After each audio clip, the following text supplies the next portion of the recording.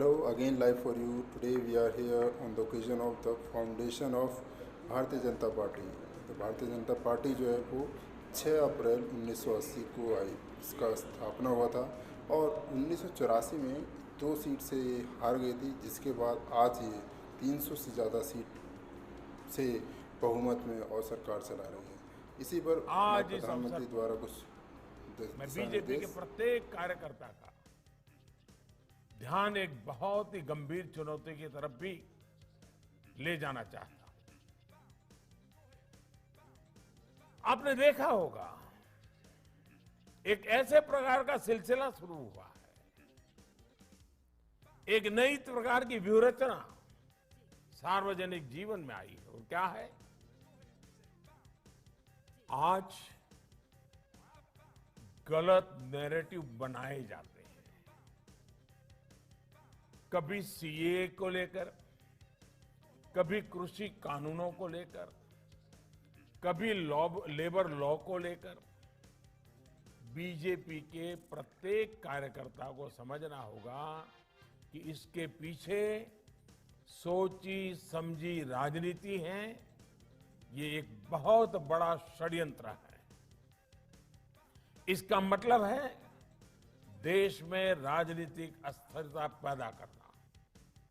इसलिए देश में तरह तरह की अफवाहें फैलाई जाती हैं, भ्रम फैलाए जाते हैं, झूठ फैलाया जाता है, काल्पनिक भय की मायाजाल खड़ी कर दी जाती है।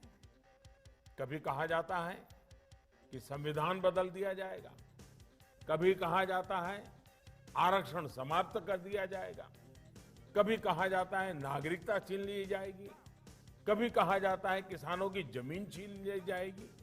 ये सब कोरे झूठ होते हैं, लेकिन कुछ लोगों और संगठनों द्वारा इन्हें तेजी से फैलाया जाता है।